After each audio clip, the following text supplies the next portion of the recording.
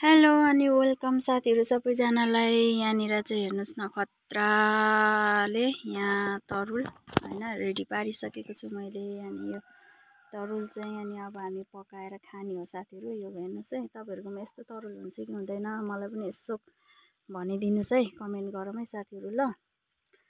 अब यहाँ यस्तो खतराको तरुल छ नि त है। अनि यो तरुल चाहिँ तपाईँहरूकोमा पनि छ कि छैन भन्नु होला साथीहरू। यस्तो खालको तरुल मैले चाहिँ यस्तो खालको तरुल फर्स्ट टाइम देख्दैछु है। यो चाहिँ यस्तो मिठो नि हुन्छ है। अनि भोलि म यसको भिडियो पनि तपाईँहरूलाई म हालिदिन्छु खाएको है। खाएको भिडियो पनि यसो लगाउनु पर्यो नि त हैन साथीहरू। ल हेर्नुहोस् न, यस्तो खतराको तरुल देख्नु भएको छ कि छैन अहिलेसम्म। ल साथीहरू, मेहनत गऱ्यो भने सबै थोक हुन्छ हैन।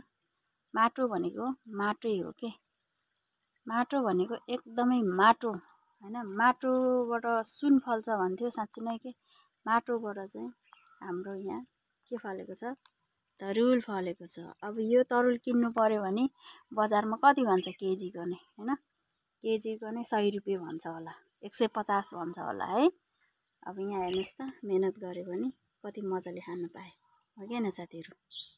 ल कमेन्ट गरौँ फटाफट लाएर।